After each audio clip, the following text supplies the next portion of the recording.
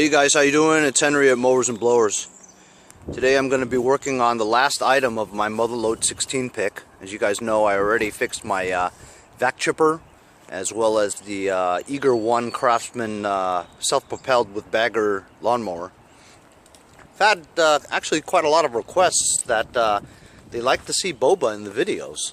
My wife was home yesterday, so she was watching the dog while I wrenched. I got a lot done. When Boba's out, I don't get anything done. Or at least it takes twice as long. So I've lined up the garage. I think a storm is brewing. So I'm going to try to keep him out here as much as possible. As long as he doesn't keep digging holes, man. Or eating sticks. You know what I'm talking about? Jesus Christ, what is that?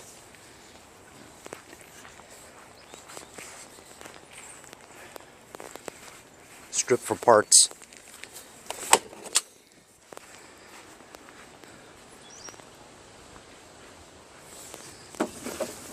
Yes, I know, it's electric. Somebody will give me 10 bucks for it.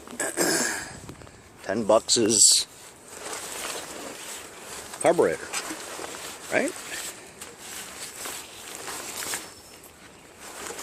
Alright, so this is 5.5 26 wide Craftsman snowblower, dual stage.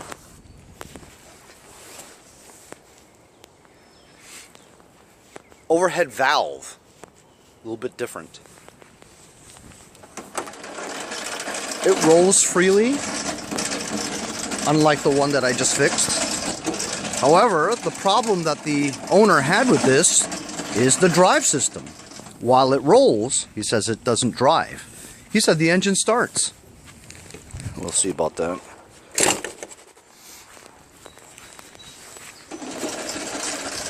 The unique thing about this is, apparently from one of my followers told me, because it's an overhead valve, that's why the gas tank looks different, and the electric start is integrated into it. Looks cool.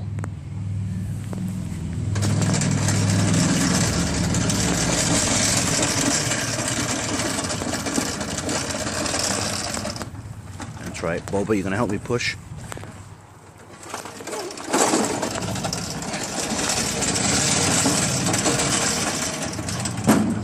So if he says it starts, we're going to find out if it starts. I'm going to put some gas in it.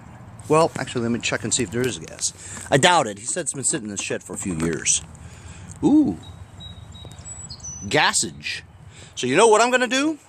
I just got a new sponsor. B3C Fuel. They sent me these cotton swabs, which are testers.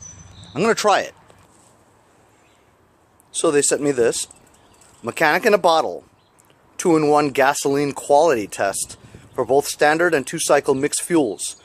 Test for oxidized stale fuel, test for water in the fuel, and keeps bad fuel out of your equipment. Contains 3 swabs. It's simple and easy. Just insert the swab into the fuel.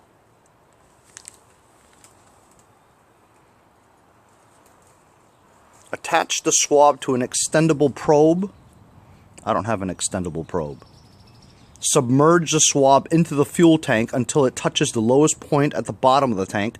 Brush the tank bottom several times with the swab. Shake the swab. Let dry 2 to 3 minutes. This is a time-sensitive test. Swab results should be viewed within 5 minutes after the test. Swabs viewed outside of this window will present less accurate results. The water portion of the test is immediate. View the tip within 30 seconds once removed from the tank, compared to the fuel test chart to the right. Okay, so I'm gonna take the swab, I'm gonna scrape the bottom with it a few times, right? I'm gonna take it out, and within 30 seconds, I'm gonna compare the color of this swab to this chart over here. If it's clear, it's fresh. Alright, I got it. And then I'll wait 5 minutes, or wait a minute. No, I have to check this one, okay? So within 30 seconds, we see if it's light blue or dark blue. Just tell if there's water, and then 5 minutes to wait for this one. Alright, here we go. Got a swab. Haven't done anything to this machine. Pulled it right out of the backyard. It was parked in the backyard right after I got it out of that guy's house. Alright, so here we go. It's like a little dark round thing on there. So I'm going to stick it in all the way. I'm going to scrape the bottom of it a few times. I'm going to pull it out within 30 seconds. So it's a little yeller.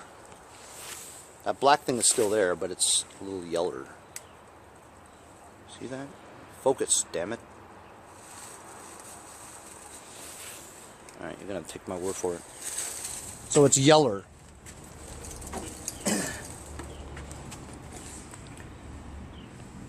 Oh, you know what? So the black dot is the blue, alright? So I'm thinking that this has water in it. Bad fuel. Right? Wouldn't you say? I would say that. Right? It matches that. So there's water in it. If phase separation is present, drain fuel from your equipment, dispose of whatever properly. Well, that's pretty helpful, I guess. I'm going to wait 5 minutes, okay? Actually, here. It's clearer now. You can see.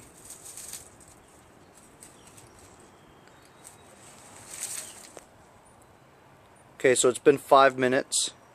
If you look at the color, it's not clear, so it was yellower from the start, you know what I'm saying? So I'm saying that it's marginal. So the fuel's not terrible, but it does show that it has water in the tank, you know what I mean? Let's try to start it.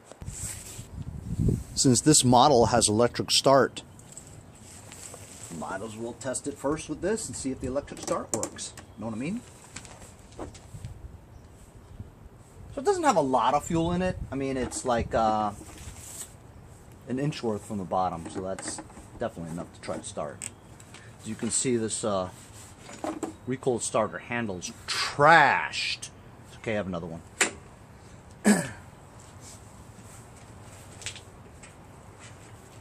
Stuck. Okay. Choke lever feels good. Keep it the choke. Keys in here. Full rabbit throttle. Prime. Oh. The prime is clogged. You push it and it's like a balloon. Something's clogging it. So I think the carburetor is trash. But you know what? Let's try it anyway. I'm gonna press this button and see if the electric start works. Ah, you know what that is?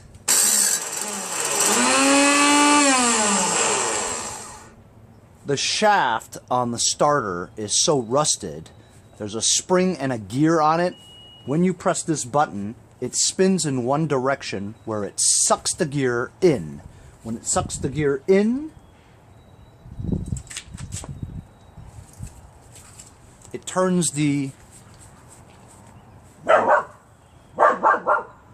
Boba, stop barking at Hope. She's our neighbor. Boba! Hold on. Boba! Stop barking!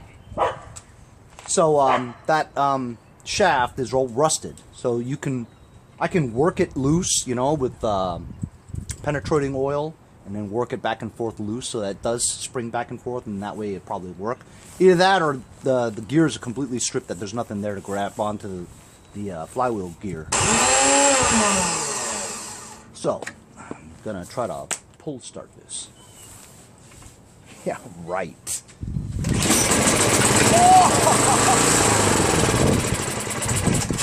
I totally was not expecting that to start, seriously.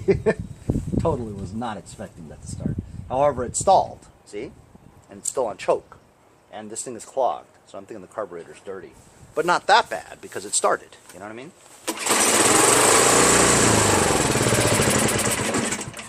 Yep, only starts on choke. Carburetor's dirty.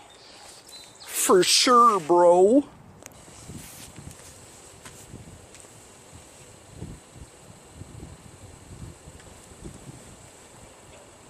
So because that carburetor started, the engine started, the carburetor's not really, really dirty, you know. It's enough to start and run on choke, sort of, you know, because it's still stall on choke. So we're going to do a quick and dirty just to see real quick, you know, just to check out the condition of the carburetor. So I'm going to put it on its service position. It's designed for this.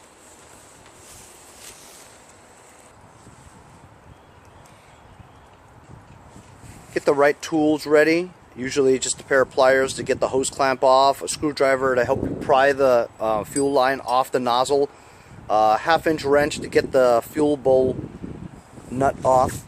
And you know what? This is new for me. I've never seen the heater box this way, where it's actually enclosed over here like that. It's the first time I'm working on this kind of engine, which is pretty exciting. So it's a 1/2-inch. Just get the jet bowl off.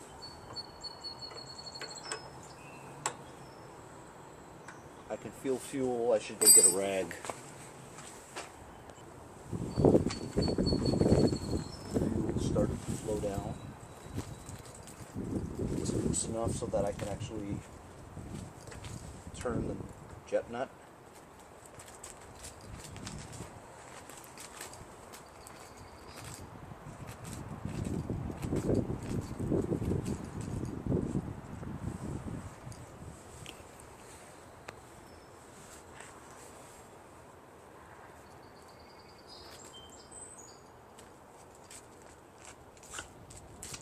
A lot of gum and gunk in the hole. This might be easy. Let's check out the bowl.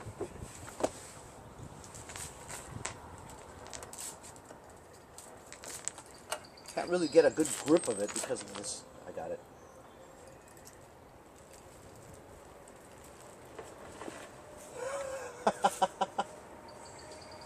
You ready, guys? This is why it doesn't run.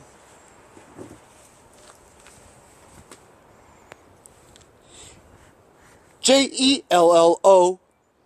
I like Jello. Disgusting. Guys, see that?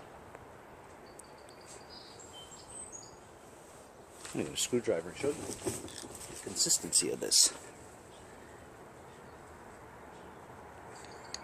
Ew. Ew. Boba, would you like to have some Jello?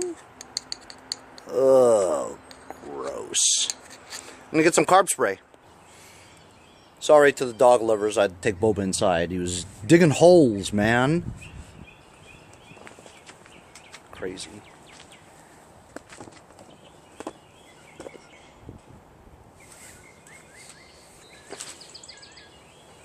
This is disgusting.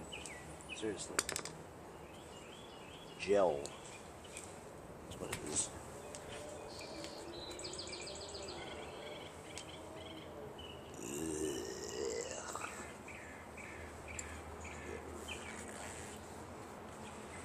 Other than the gel, though, it's not really that dirty, you know what I mean? I'd rather have this gel than the desert that we saw yesterday. You know, the sandy stuff. I mean, that stuff is on there so bad, you definitely cannot clean it, you know? I mean, you could, but you'd have to use what I used, you know, the drill with the wire bristle brush on it, you know, and rotate it and stuff, and it got it, like, super clean, you know?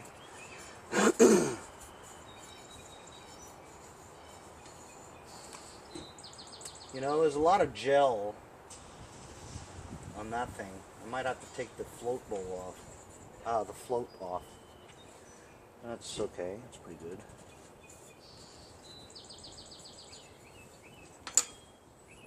Some carb spray.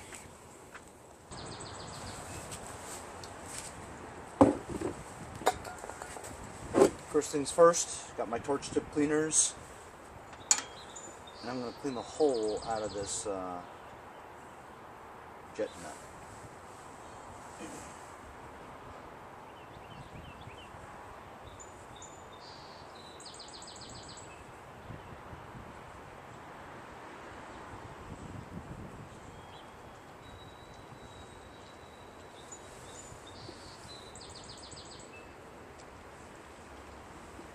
look at that. Stuck that in there. There's a big blob of gel in the hole. I'm using the torch tip cleaners today that have the little tiny bristles in it, because I know the gel will stick onto these bristles and really clean it well. Whoa, that's good. There's a super tiny one here that this will not fit into.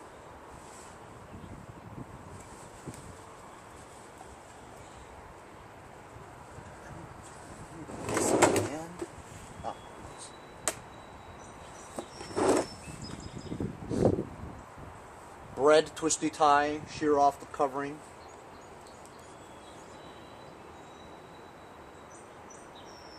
A little tiny hole, boom, right there.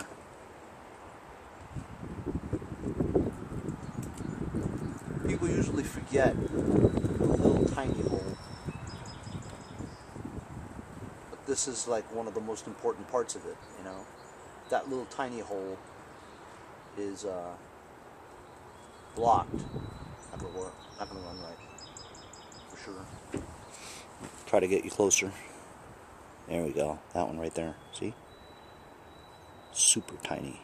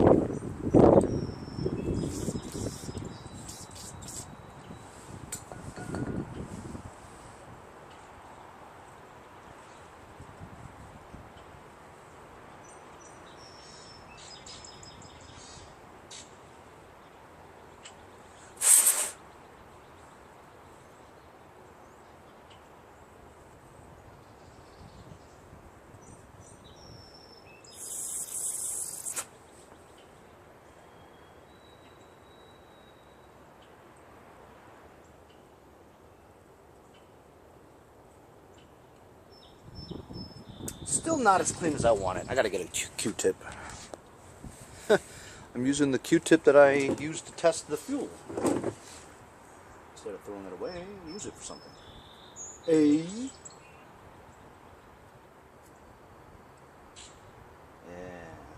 that's much cleaner now.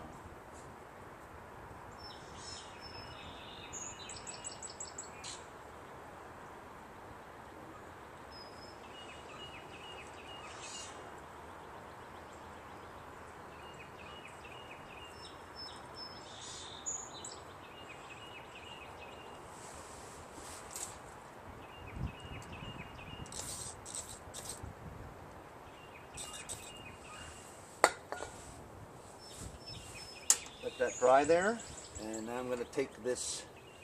This is difficult to do because the sides of this heater box is like in the way, you know.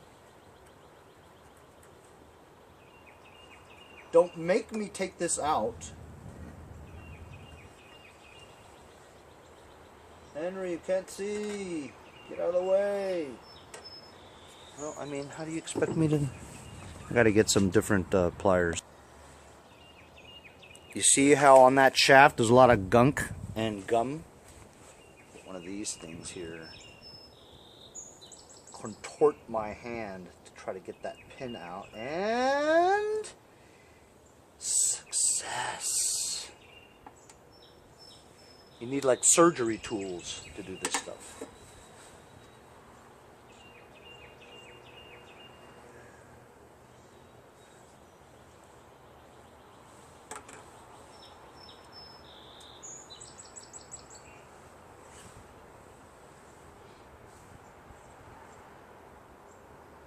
Float needle's good. Fuel needle's good.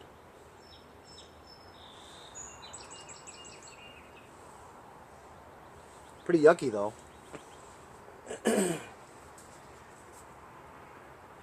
Up the emulsion tube.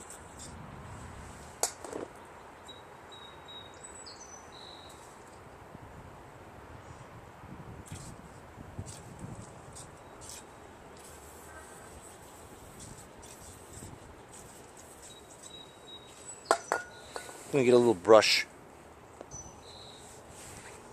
Don't throw out your toothbrushes after you're done.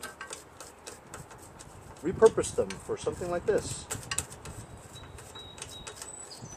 Don't go out and buy toothbrushes for this. Use your old one.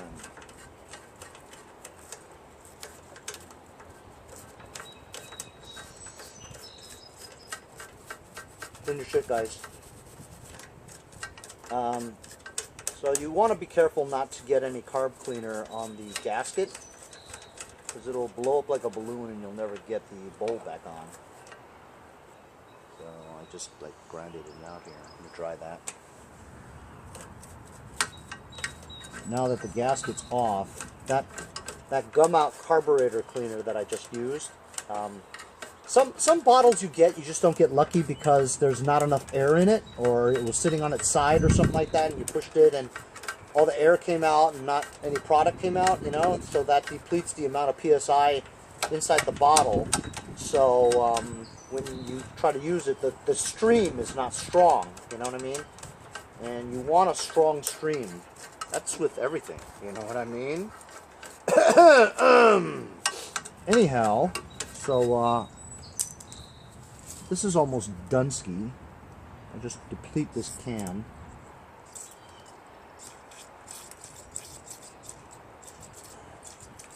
I know that's going in the emulsion tube because it's coming out the other side. I'm definitely not spraying the where the seat is, because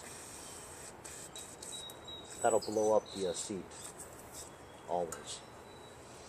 Alright, well, that's pretty good. I'm gonna get compressed air now.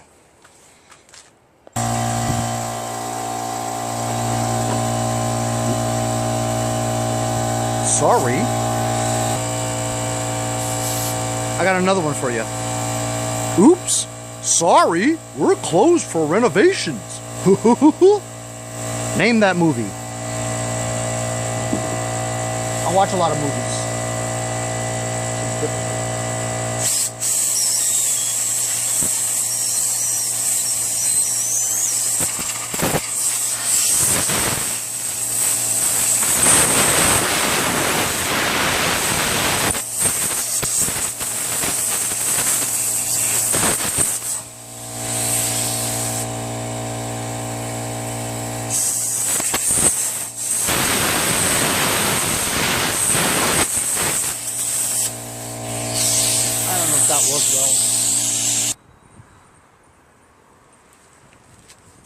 Another angle for you. I don't know if the other one was good, but this gasket seems to have blown up a little bit.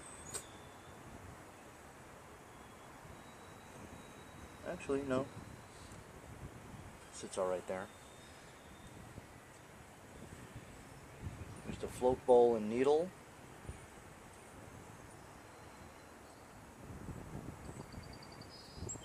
This is tricky, you know what I mean?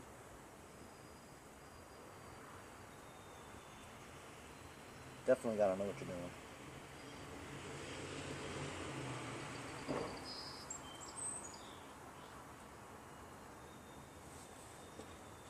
And then slip the needle in.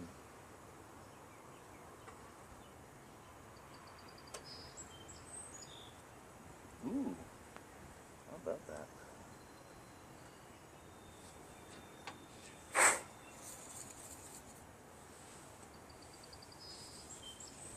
Going to put the bowl now on.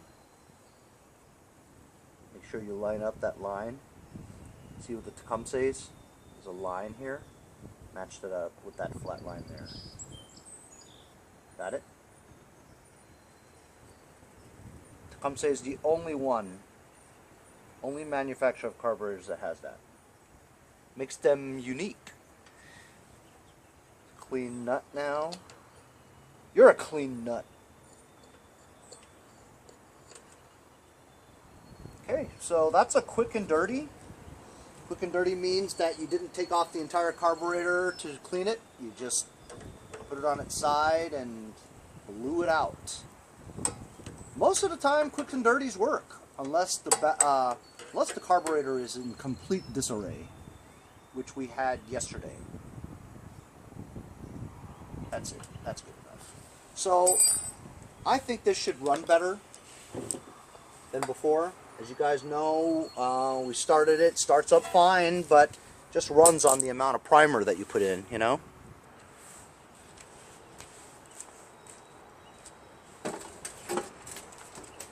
You can tell that the guy's been in there. You know, I don't like it when other people have been in there because you don't know if they know what the hell they're doing, right? Alright, so here we go. Aha! The primer is no longer stuck and clogged. Before, when I pushed this, it was like pushing a balloon. Now it's free. See? Free as a bird! Alright, so here we go. We're gonna start it. One pull.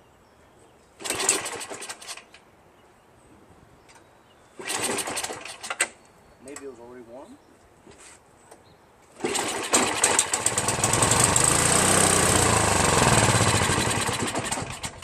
Huh.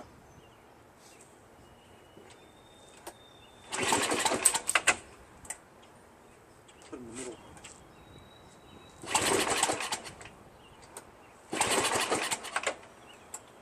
Choke.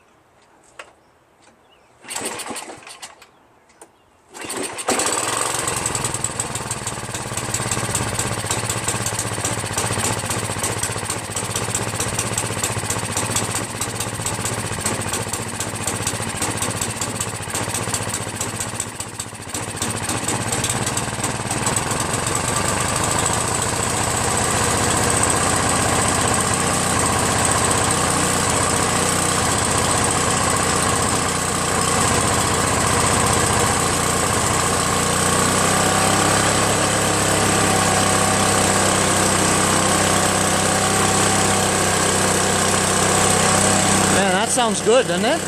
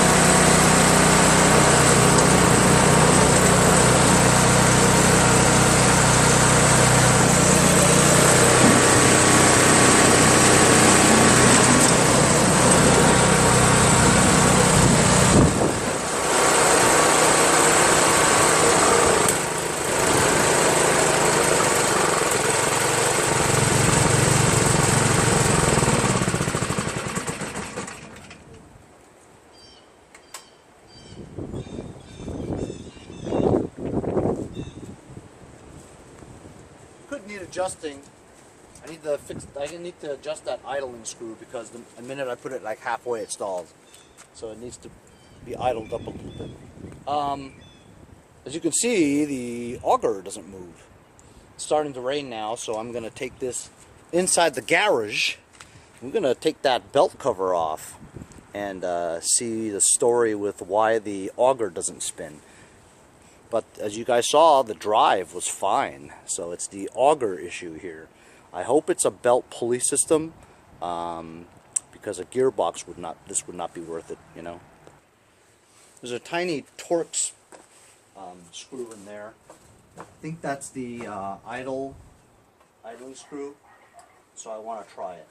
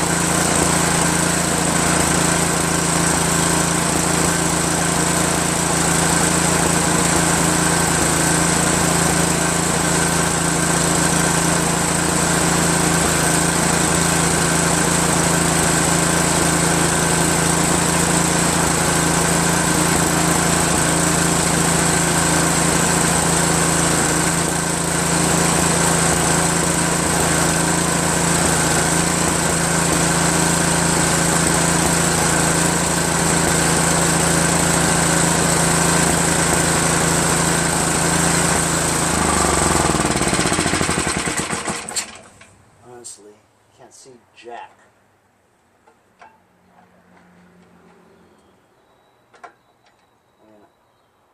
I don't want to have to take this damn heater box off, even though it wouldn't be that much trouble.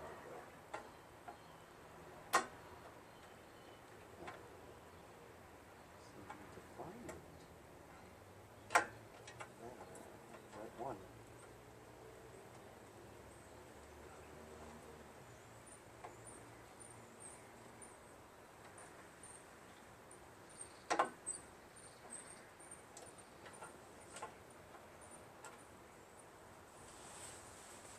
I'm gonna find the right one.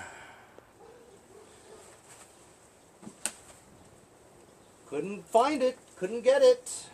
Gonna have to take the damn heater box off because it bothers me that I can't get the mixture screw.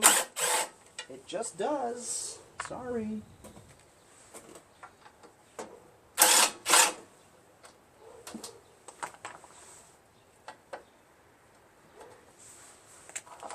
Of course it's three of them. Of course this is too short.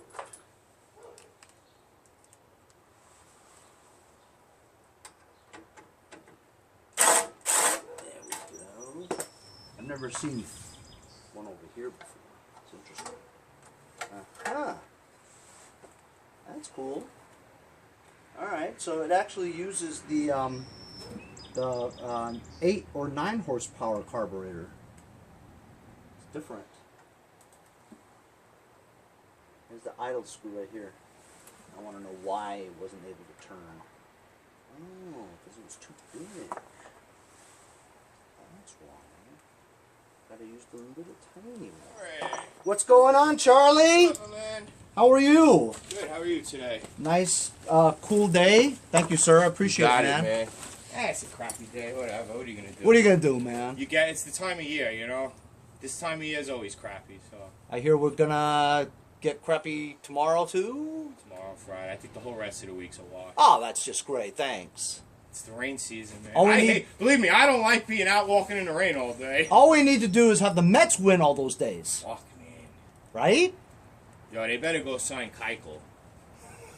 Or they better move Lugo into the rotation and sign Kimbrel. They're not going to sign Keuchel. I know, they're not going to sign either guy. I know. Because you know what? That's the one place we have no depth. And watch. It's pitching. Even if we do sign Keuchel, he'll suck when he gets here. You're right. And or if we get Kimbrel, he'll get. Of course, it's the smallest damn one that they make.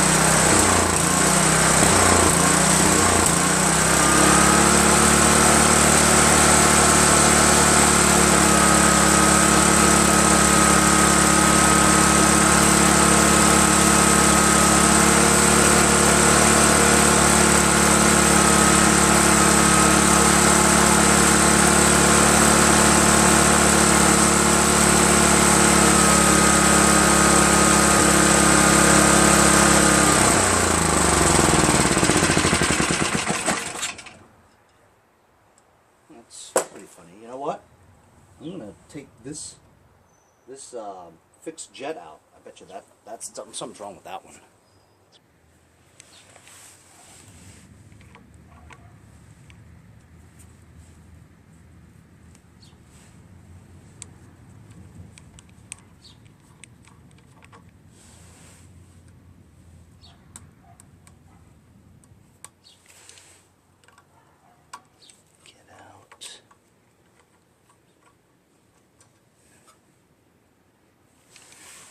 That.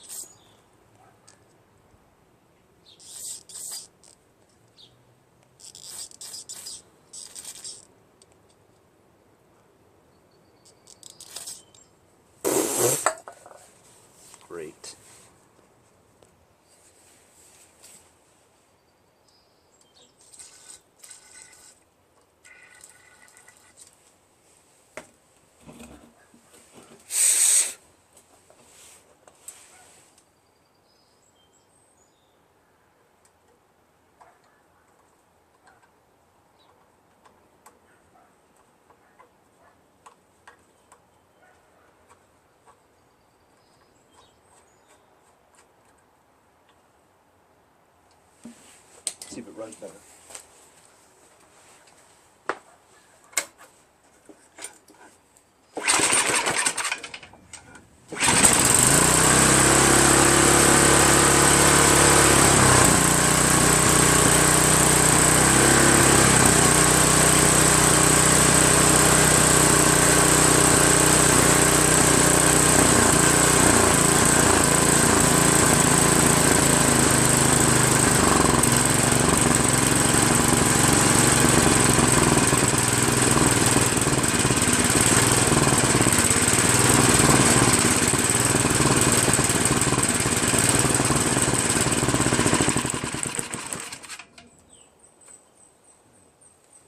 Can't move the throttle down without it stalling.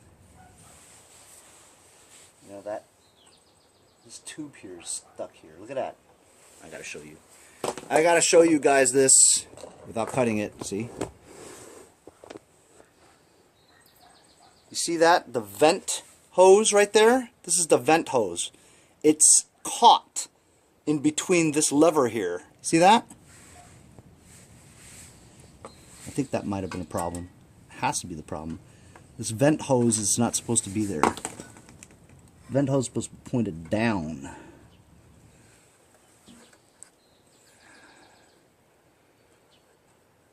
That's very unusual. I've never seen a hose like that. I'm going to tuck this behind the fuel line so it doesn't move forward like that.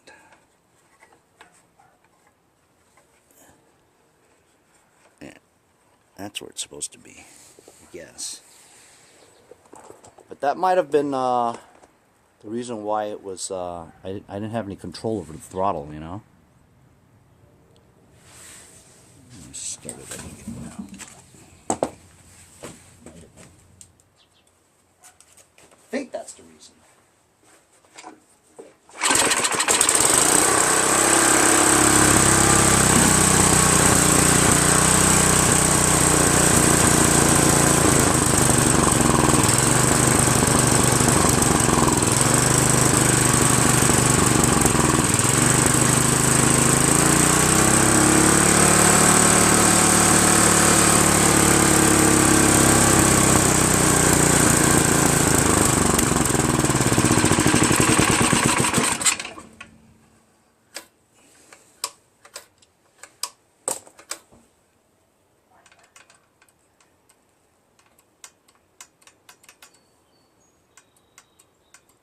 Hardly any movement in the governor. You follow what I'm saying? See that?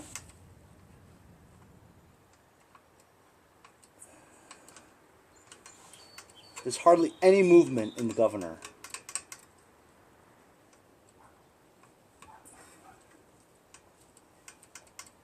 I think I have to adjust the governor.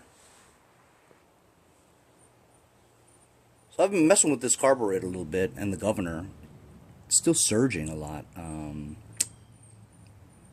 I think I might have to take this whole carburetor apart and clean it again because just all of a sudden it doesn't idle, you know, and so it bothers me. In the beginning, it was running really well, but it would never idle. You know, the minute I moved that down a little bit, it would stall, you know. So anyway,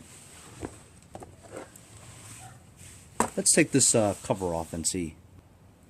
I've already taken the other one off.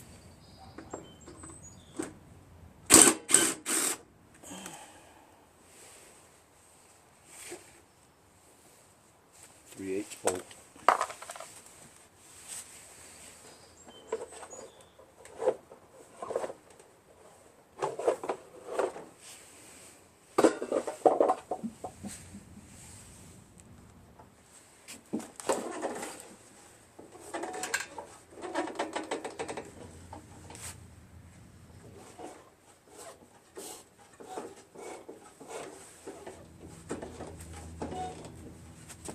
When I move the belt, the auger turns. When I move the belt, the auger turns. The impeller also spins. So basically the reason why it wasn't moving is because this when I pull the auger engagement, right, the pulley doesn't move. Belt seized. That's the whole problem. It's got a bad belt. It's got a bad belt. That's all. Well, not that that's an easy task, you know what I'm saying? It's pain in the yum-yum. And also this belt doesn't look too good. Why I say that? Because there's like a split. Yep. I'm going to take this off and show you. I'll show you.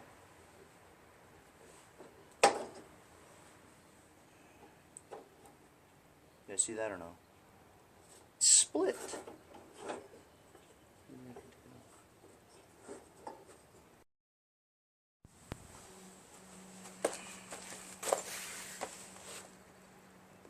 There you go. See the belt?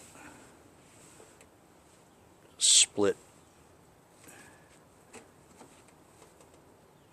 So I got to change a belt and change the cable.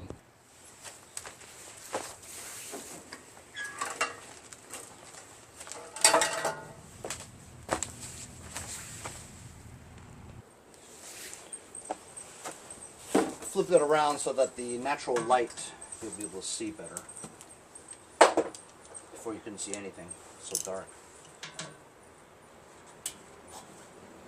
3/8 bolts on the bottom, and you can't use an impact because tire's in the way. Tire's still kind of in the way.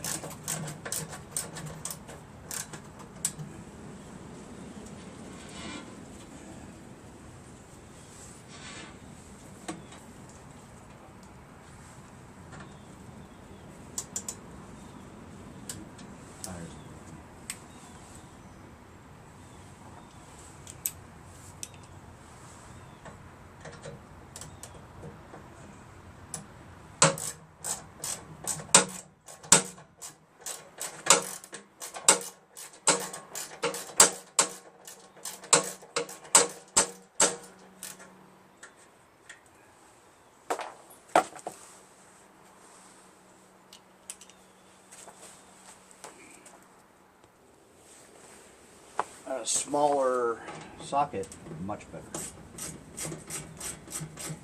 Smaller ratchet, I mean.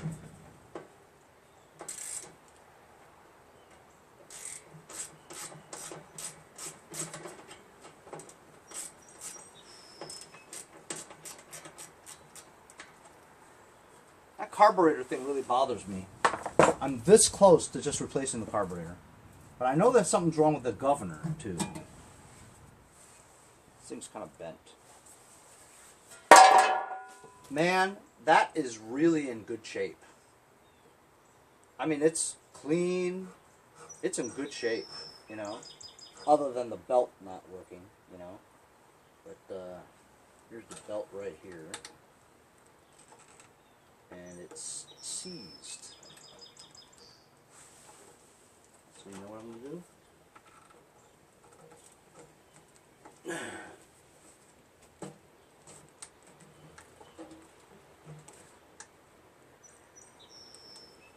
Why is this giving me hell?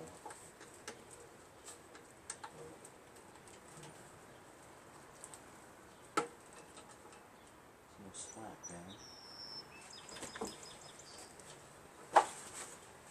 I'll loosen this cable here.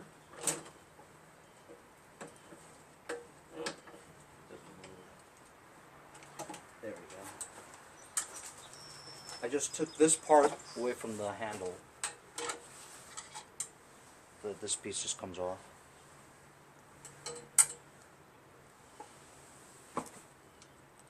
See this?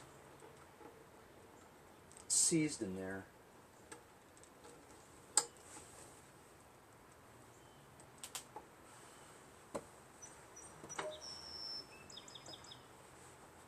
I'm going to disconnect that side of it in the front.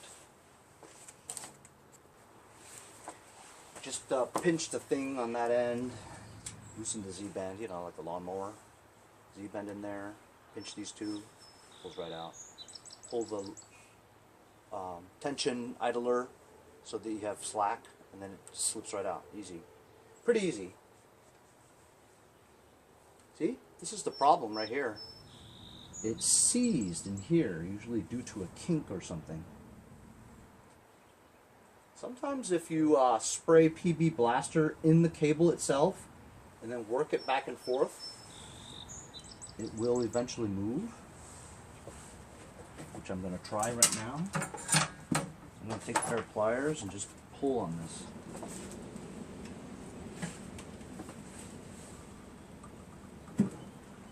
Ooh! See that? Moved, guys. It was kinked. See this part here? It's kinked. Just going to try to straighten this out a little bit.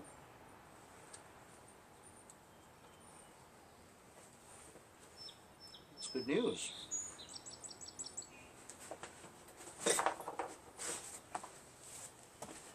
See how that sucked it back in? I'm going to pull this back out. Look at that. It's now smooth. There was a kink in it. That's all. The kinks. Look at that. I think we just fixed it without even having to buy a cable. It's a little kink here. Look at that. Look at that, fellers. It is moving freely. We might have just saved a lot of time.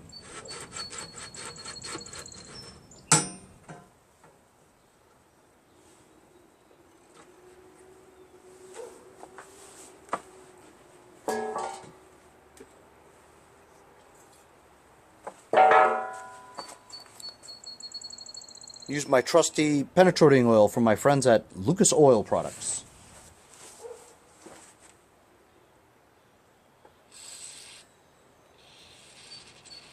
Just going to squirt some of this in there into the canal of where the wire, the cable is, where the wire passes through, and with gravity it'll just suck some down.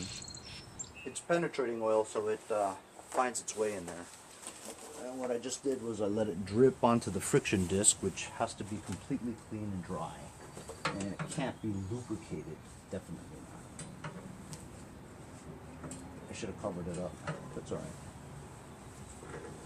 This is a very clean friction disc. Super clean. I mean, it has a little bit of surface rust from just moisture and stuff, but the underneath here transmission is very clean and straight. I'm sure you guys would agree. This is in really good shape, see?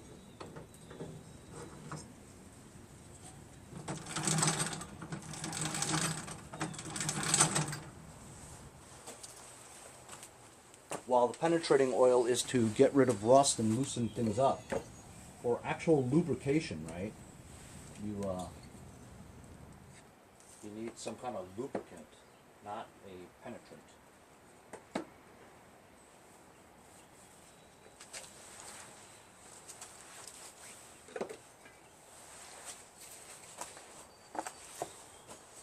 WD-40 is good for that.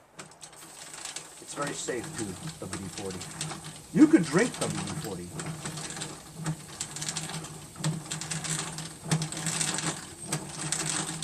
Yes, I know, I'm getting a little bit on the disc. It's okay. I'm going to dry it off with some brake cleaner. Wipe it off with brake cleaner.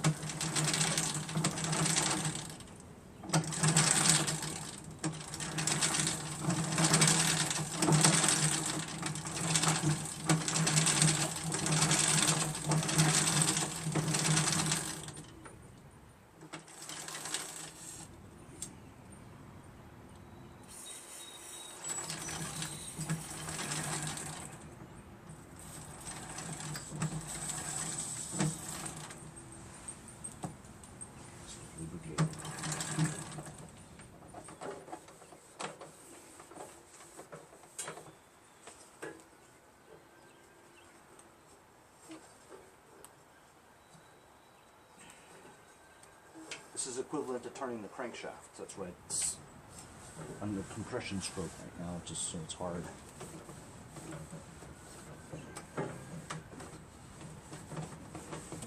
We're going to get rid of that grease by using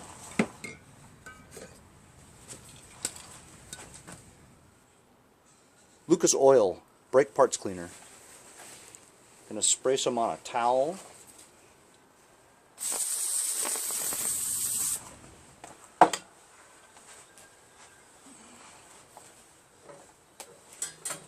And get the greasy stuff out. Wow, already I can feel it's like some resistance on there. Squeaking, you know? You know when you do your dishes and stuff and it squeaks? I'm getting that.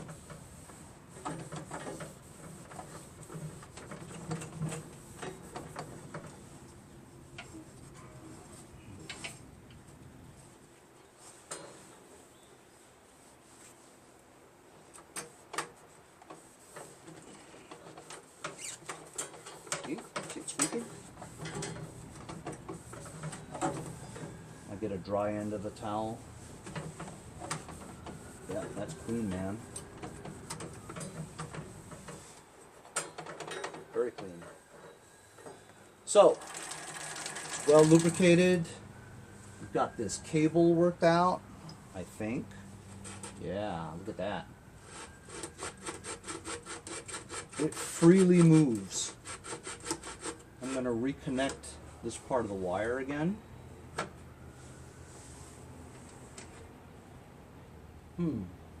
Route it under here or over there? I would say under here. Underdog!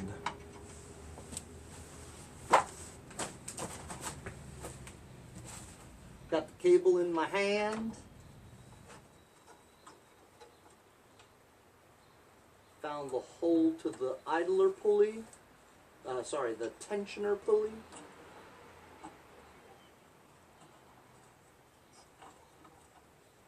I'm going to snap the thing right through it. Listen. There you go. Pulling the idler pulley forward so that I have some slack to stick the Z-bend in the hole. I say again, the Z-bend in the hole. I got to find the hole. I got the hole, turning the Z-bend. Boom! KK. Now, how did I do that before? I'm going to reconnect this. So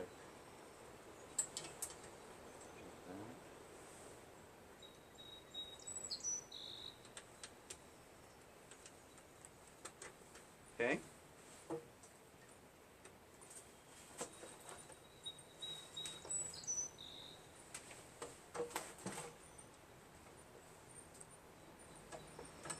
Dunsky.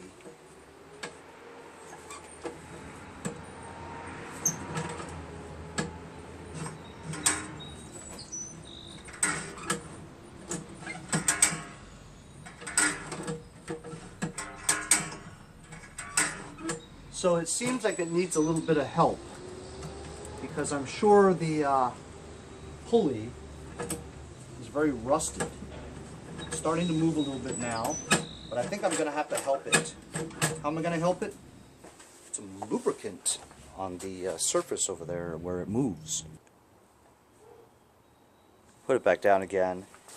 Got you a better angle so you can see the pulley. So here it is right here. When I move it, it now moves. Before it didn't move.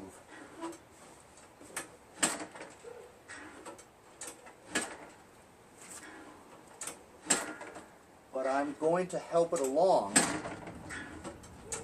by lubricating that area there.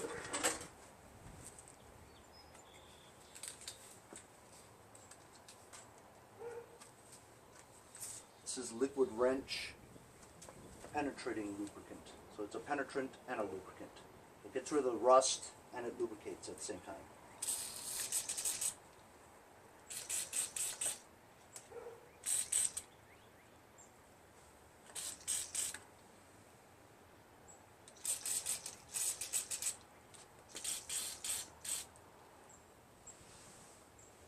It's pretty good. The more I work it back and forth, the better it is. Before, that thing didn't move at all. Not of the one. Now it's moving well. Let's give it some resistance. Yeah. Okay, now let me address this belt. This belt looks like it's right off the... There it is. Just like that. So while I guess I could use this belt, see how it's just like cracked right here? That's not going to last too long. There's actually two.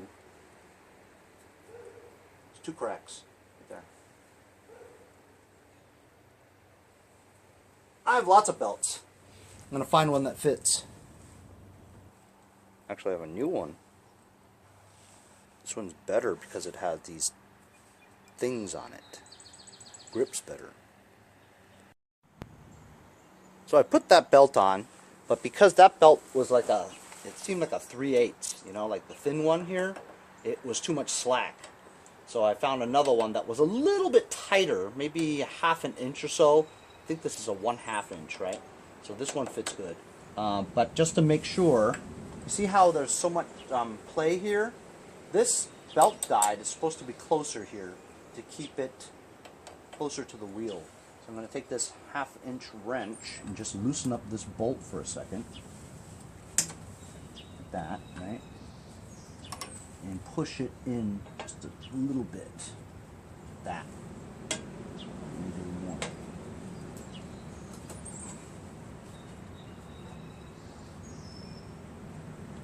Maybe that's too much because it needs room. That's too much. You just want to hold it on, but not too tight. Otherwise, it'll grip onto the crankshaft too much. You know, you want it to be loose so that it doesn't engage.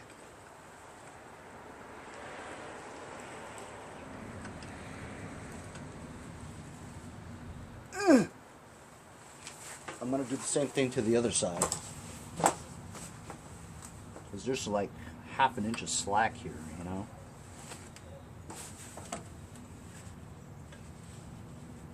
Yeah, that's good.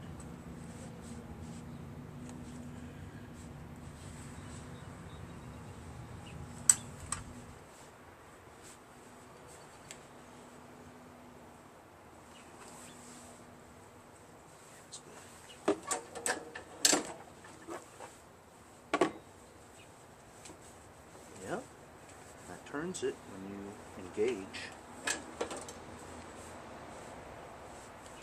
And it doesn't turn, see? Doesn't pull it when it's disengaged. So when you put tension on it, it does turn. That ought to do it. But I'm going to keep this the belt cover off because I need to address the carburetor. Told you I got a lot of extra belts.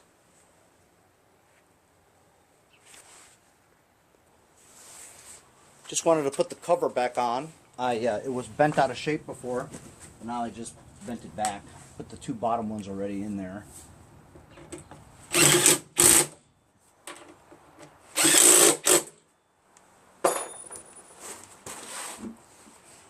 Looks good.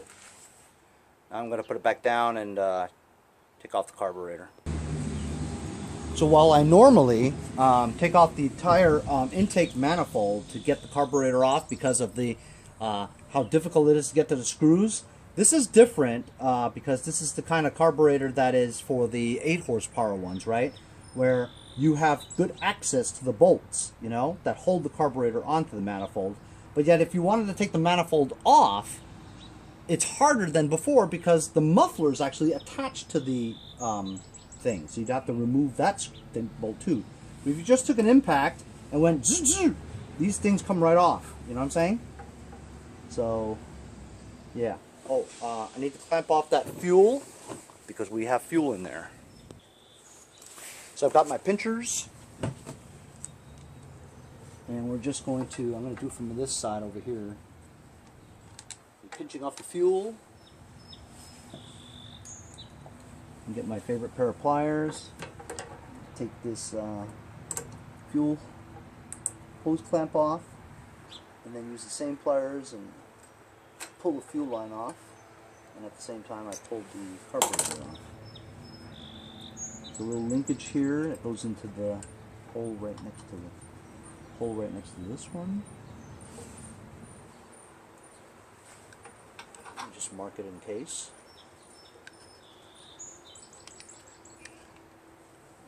That's the one.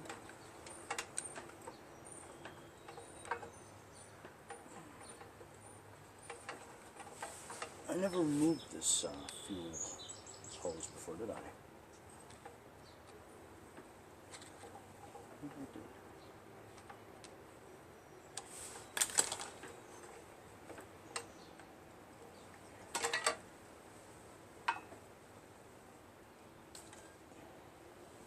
And there it is. Here's that carburetor again. That doesn't really work right. Or it could be the governor too, you know? Or it could be some linkages here too. It could be a lot of things, actually.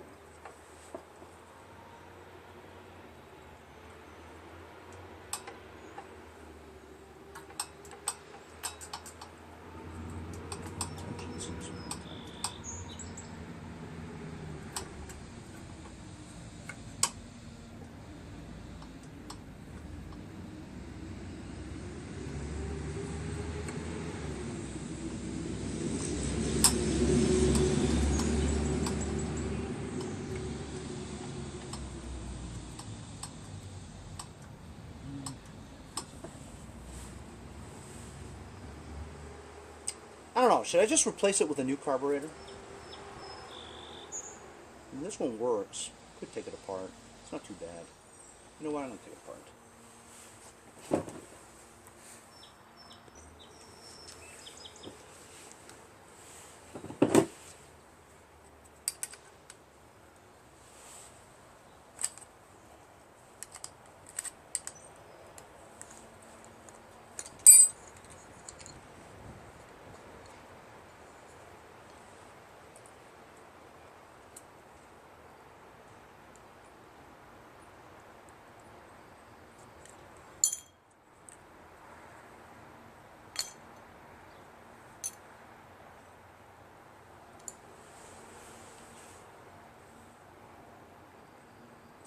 Looks okay, fellas.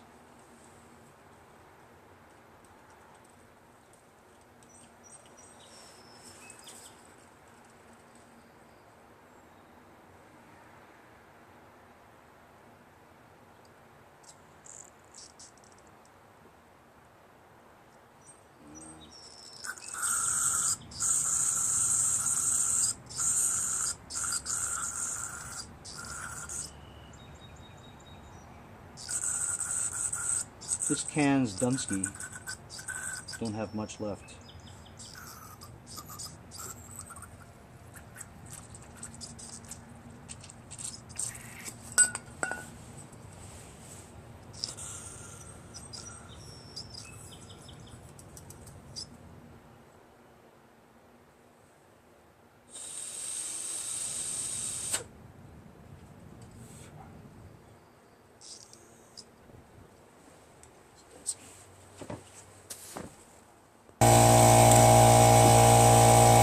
Getting my air compressor ready. I'm going to take out this fixed jet adjustment screw thing off too, just to make sure that the whole thing is clean, you know?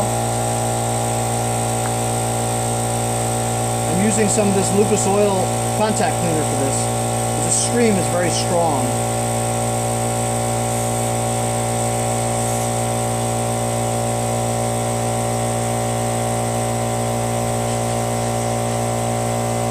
Also, it doesn't leave residue, and I believe it doesn't blow up my gaskets.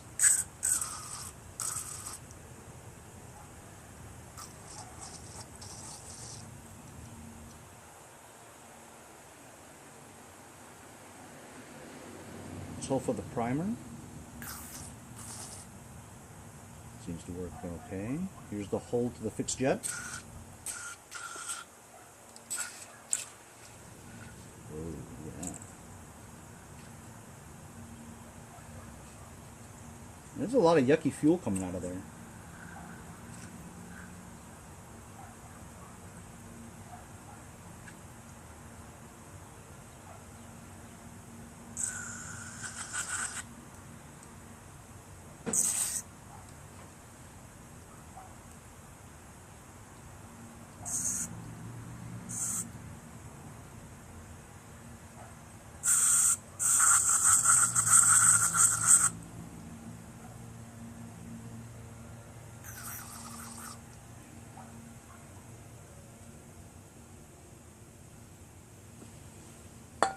That's a pretty clean carburetor, man. If it still doesn't run right, it's got to be the governor or this throttle plate, you know. But I really couldn't tell you. I'm gonna let this dry off a little bit. And you know what I'm gonna do? I'm gonna go inside and check out some videos on how to set the governor on this, because I'm really not too sure. Like I said, I don't know if it's all the way to the left or all the way to the right. You know what I mean? I tried it earlier before, but this seems like this thing hits. My battery's also dying anyway. So if you look over here, this is a good look at the throttle plate. There's not much play here. This is high throttle. Pay attention to this part here, see? You can't go anymore, right? And then once you look at this, this is the wire here that cuts it off, okay? You've got like ½ an inch right there, that's it. That's the play. This is high throttle. This is idle. That's it. High throttle, idle, and then kill. See? So it's, you can feel 3 settings here: kill, middle, high. So right here I want it to idle. Okay? So when it's idling, this is pretty loose right here. Is it supposed to be loose? Because if it's loose, right, it'll force it to go back, right? But that idle jet mixture keeps it running. You get what I'm saying? But look, there is quite a lot of play here, you know? See that? It's not supposed to be that much play. So I think I don't think I can do much about it.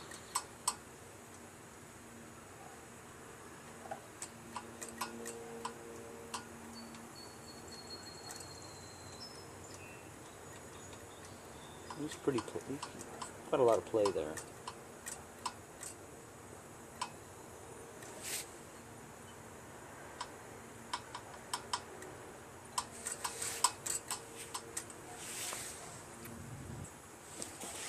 So I'm just gonna humor myself. I'm not going in to look, watch. So I'll loosen this screw, right? And now, here we go. See, you can go like this. But if you did the governor all the way to the right, and you did this, right? Stop it. That's not looking good.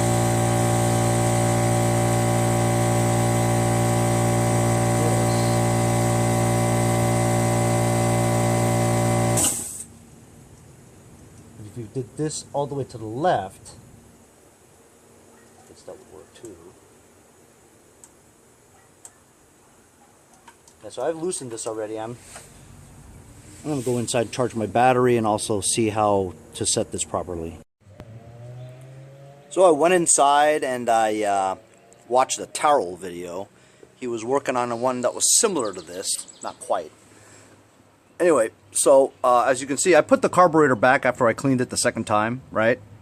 I cleaned it really well. I'm pretty confident this is going to work. So anyway, to set the governor, right, basically you loosen up this bolt as I did before, right? You put the throttle all the way to the top. Make sure this thing is all the way there. Push this all the way there to the end, right? While this thing is also all the way to the left. Hold them both into place and tighten that screw again. Make sure this butterfly is wide open, right? And there you have it. When you loosen it, this is very loose. You make sure that you have that kind of space. You can't screw it up, because if you did it to the right, this wouldn't be able to move at all. You know what I'm saying? It wouldn't be able to move. So you put it all the way to the left, both of them, the governor shaft and the rod, all the way to the left. So now you see, if you do it all the way to the left, the butterfly is wide open. So you have that give. So when you throttle up full, it's wide open. When you put it back down to idle, it's loose. See? So it'll go down to the lowest idle, but you control it with this. So I just push this to reset it. You push this you turn it all the way in until you can't turn it anymore. Then you back it out 5 half turns, which is 2.5. You know what I'm saying? 2.5 turns. So I'm going to start it up now and see if it runs right. All right. I mean, I've done a lot of work to this damn thing today, you know, but I just want it perfect. Damn it. Choke. I haven't done anything in a while, so.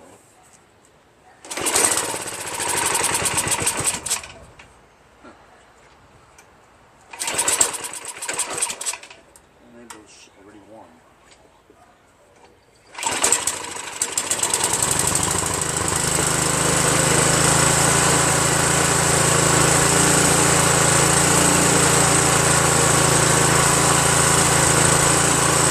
Runs nice now.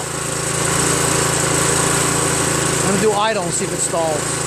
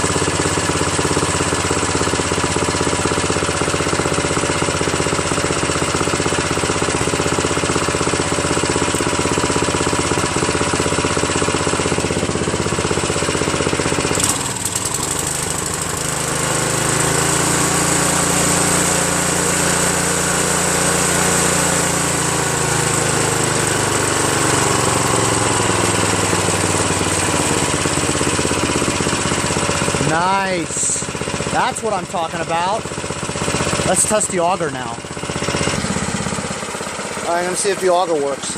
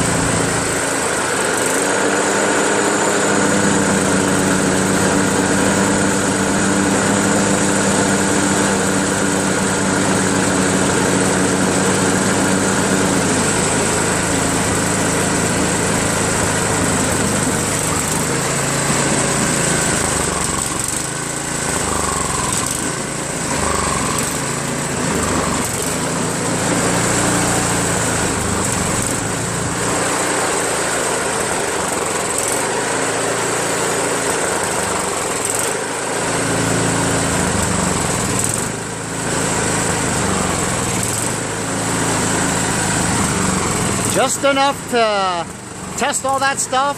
Running out of gas. Good for me to store for the winter, you know what I'm saying?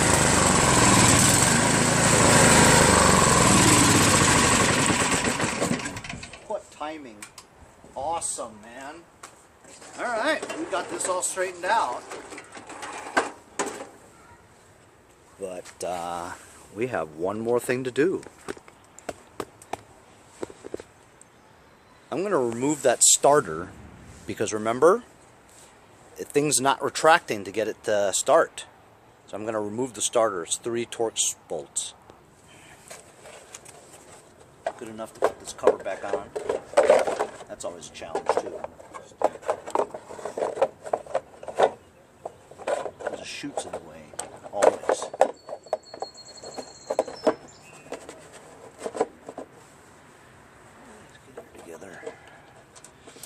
Man, I did a lot on this, man, today. A lot. Didn't you say? To clean the carburetor twice.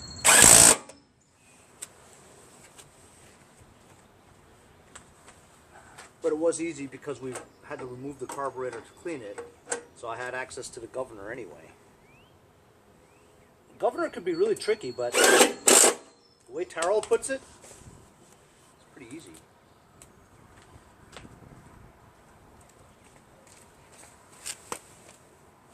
Wait a minute here. It's missing a bolt. Sometimes if it's missing a bolt, right, the amount of pressure is not going that way, so it wouldn't be spinning. You know what? I can't tell, but I want to see if I put a bolt in there and tighten it, whether or not it would work. Because, look, it's missing a bolt there. You see that? There's no bolt there. There's 2 down there. So if you had a bolt in there, right, it would make the connection tighter and maybe it would spin. Maybe it is retracting. I think I might have gotten off easy here. I'm going to first just tighten the bolts on the bottom. They're 3/8 bolts. It was loose. And I'm going to find an exact bolt for that. Here's not an exact bolt, but it is a 3/8. Just gonna see if it fits. Fits. All right. So you ready? Let's see if this cranks now. Yeah.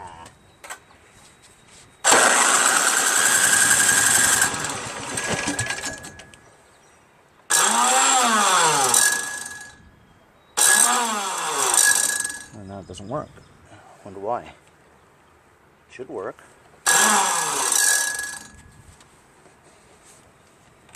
This is on tight.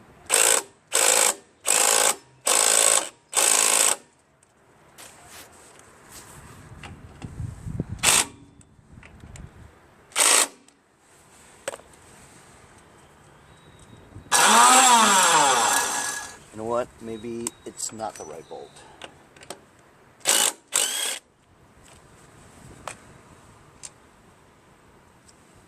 Seems okay. I'm going to get a little bit bigger one. It worked for that second, and now it won't work anymore. You know what? I'm going to take it off. And that doesn't seem like it was really on there.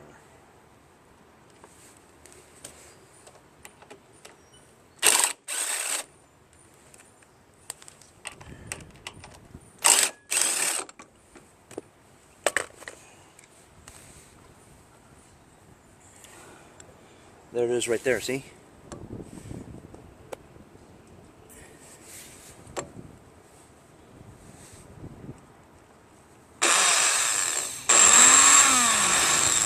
As you can see, it's not going down. It has to go down. It has to suck in like that. It doesn't do that. So I'm gonna get some penetrating oil for that.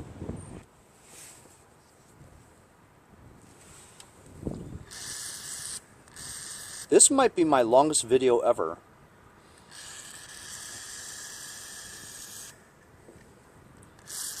It's at like hour and a half now.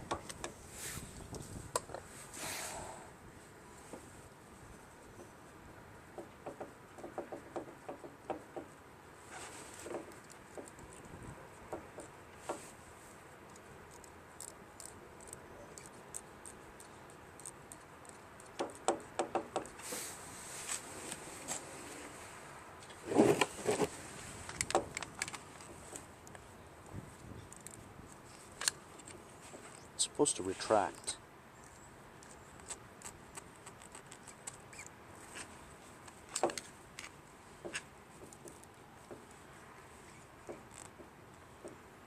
Oh, it doesn't retract.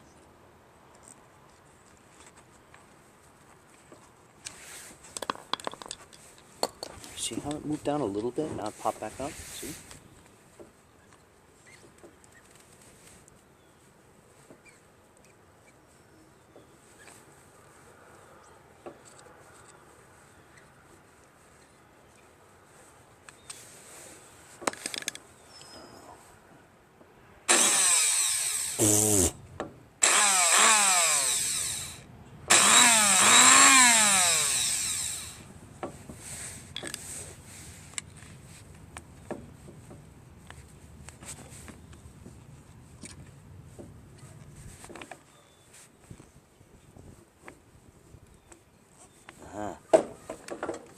Working it, work it, work it. See that? See how much room there is now? Half an inch. Now I've got room to sprayage.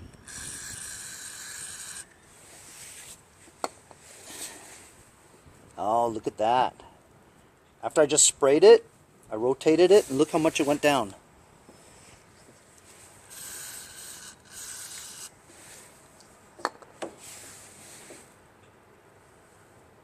See that? See how much it went down? It went down a lot. I'm just going to work it. Nice and loose. Look at that. Look at that.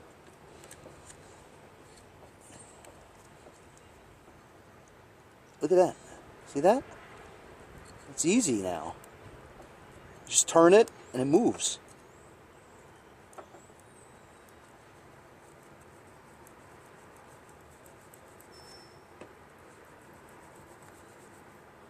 Smooth. All right, let's see.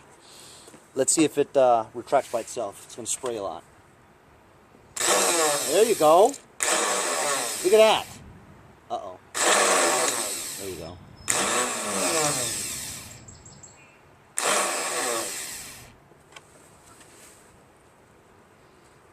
Wait a minute. So now it doesn't go back now. Okay.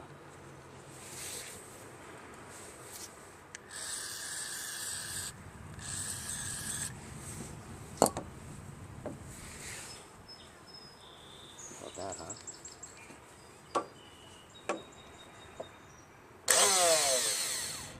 So you know what? Now I'm pretty sure it's going to go back.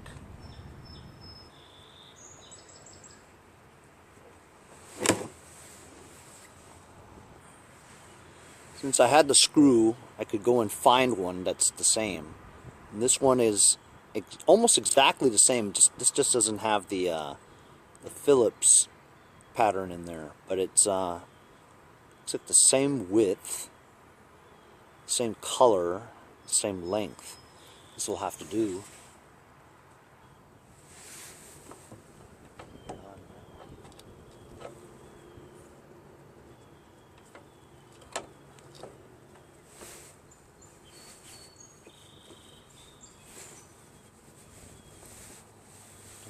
What do I do with it?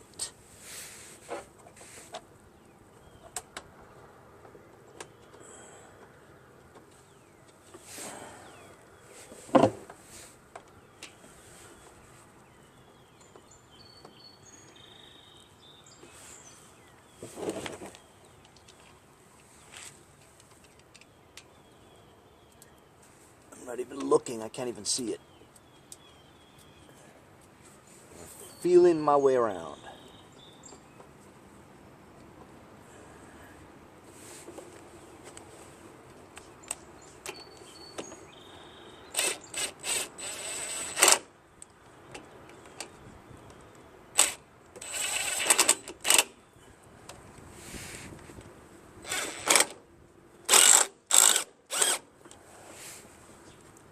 That doesn't seem like it's tightening.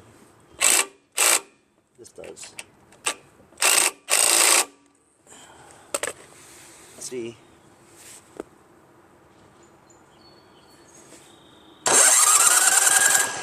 There we go.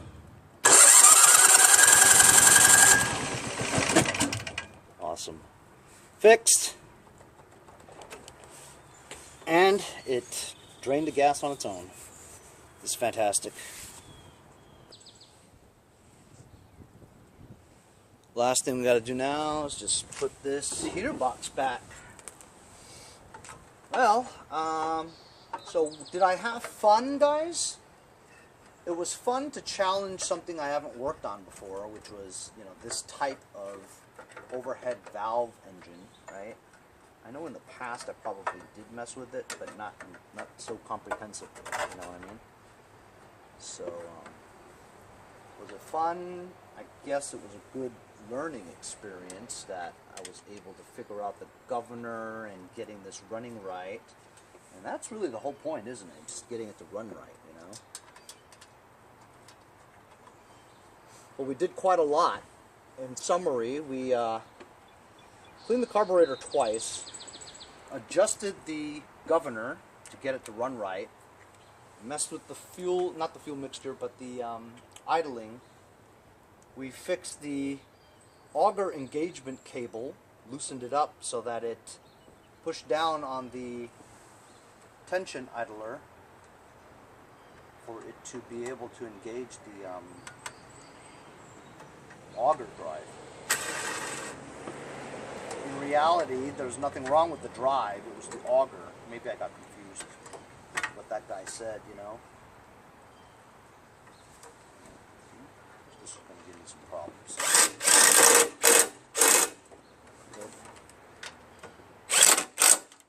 So, auger cable, replaced the belt, cleaned the carburetor twice, so now the auger moves and spins, engine runs good, engine idles well, drive works. Ah, we fixed the starter, right? Oh, guess what, guys? We're not done yet. This basically needs a lot, bro. What do we need? Damn, it's done so much to this, man. We need a new handle. Damn. Lucky that doing this handle is easier than you think. Because the recoil is good, right? And it's just the handle that's busted. I'm going to make sure that doesn't suck all the way in. I'm going to push this back out and unknot this. Unknot it or just cut it because it could be difficult, you know. I'm going to try to unknot it first. Just use the pliers and it came off, but that one's going to be a challenge. Screw that.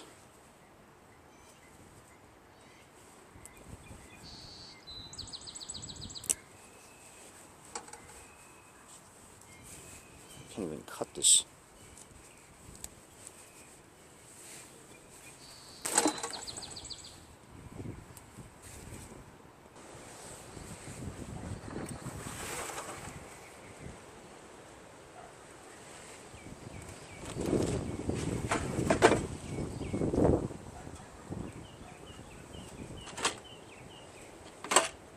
I got one of these handles, but I don't want one of those handles. I want like a snowblower handle. You know what I mean?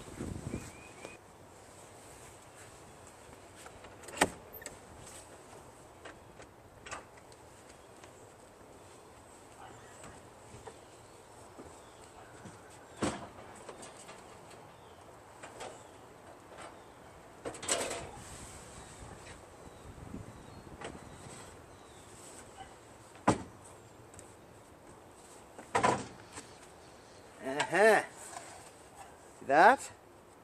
Snowblower handle. So this was from that blown engine, come say 5 horsepower one. You can see, just try to take this knot out, or I can just cut it. I'm just going to cut it, but it's so hard. These they're designed to be hard like that so that it's stiff. But you see, look, I don't want this to suck back in here again, right? I gotta make a knot, temporary knot, just so it doesn't suck back in there like that, see? So if I find another handle Could always use this again.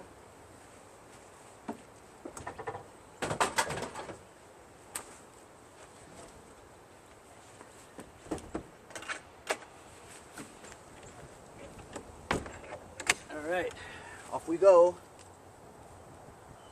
with our new handle.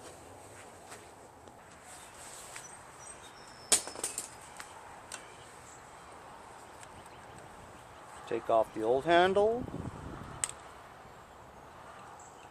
shove in the new string, make a knot, and there you have it, fellers.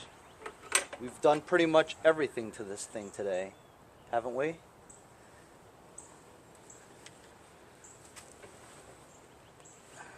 Good experience. Release the thing. And there we go. Like new. Perfecto. Free snowblower. I say again, free. Now it runs great. As a matter of fact, I think I might put this up for $350, $375 come next winter if we ever get any snow. I mean, seriously, guys, nice blower, you know what I'm saying? Anyway, thanks for following me along today on one of my longest videos ever. But we did a lot to this thing. A lot. See you guys next time on Mowers and Blowers. Hey guys, support my channel. Buy a sticker. Also, follow me on Instagram at Mowers Blowers. Check out my website, mowersblowers.com. See you guys on my next project. Have a great day.